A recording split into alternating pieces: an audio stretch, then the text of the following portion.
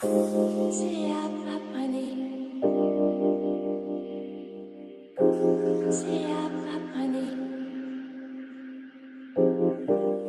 to Julia Wood, feminist standpoint theory pulls from the Marxist claim that the groups we engage with and the activities we engage in shape our identities and our knowledge. The groups we engage with can be referred to as our social groups. Examples of social groups include your family, your friends, and even the religious communities that you belong to. Social groups can be formed, and often are, formed through social locations, such as your race, your gender, your social class, or your age.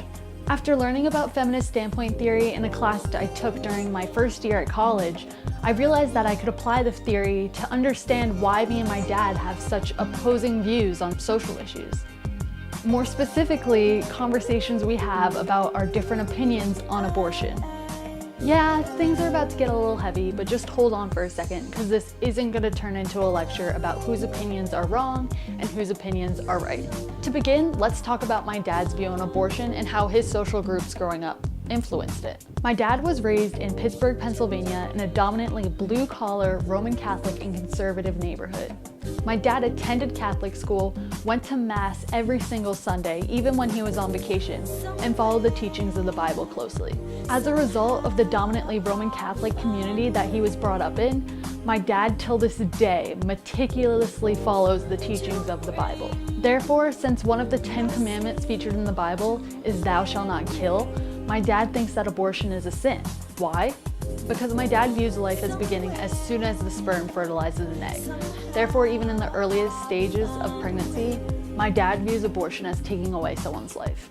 I think it is morally wrong, and I think it decays the morality of our society. However, my dad's religious upbringing isn't the only thing that influenced his stance on abortion. The amount of information accessible to him also influenced his stance. My dad was born in 1959, meaning he grew up in the 60s and the 70s, a time where the internet and Google, it didn't exist. So any information that wasn't presented to him in class or wasn't taught in the Bible, my dad didn't know much about. And I'm pretty sure they didn't cover abortion in Catholic school, and they sure as hell don't in the Bible. So my dad's knowledge was pretty limited. My accessibility to information, on the other hand, well, it influenced my views on abortion too, but my accessibility was a lot different from my dad's. Before I dive into my stance on abortion, let me tell you a little bit about my upbringing. I grew up practicing Christianity at a Presbyterian church in my hometown in northern New Jersey, but my religious upbringing wasn't strict at all. My mom and my dad would probably cringe if they heard this, but honestly, as a kid, I blanked out during most services. But the church community wasn't my sole community. I also grew up in another community that my dad didn't even have access to growing up. That community being the online community. Being a millennial, I have grown up in a time period where technology is so advanced and I've almost always had access to the internet. As a result, I've been exposed to a lot more things than my dad was growing up. How? Because the internet has allowed me to have access to any information I could ever want right at my fingertips.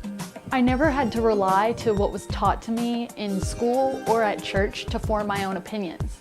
Platforms like Tumblr and Twitter taught me things about feminism and human rights that I would have never learned in a high school classroom.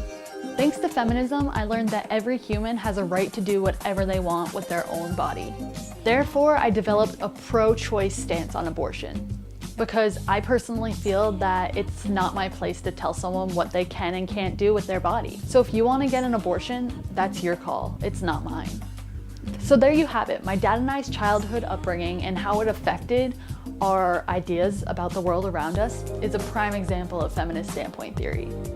The Roman Catholic community definitely influenced my dad's opinion on abortion, and the online community for sure influenced my opinion on abortion. Now that we're done applying feminist standpoint theory to discussions I've had, go ahead and try to apply it to discussions that you have in your everyday life. Whether it be age, gender, class, sexuality even. It all has an effect on us, and it all affects how we see the world.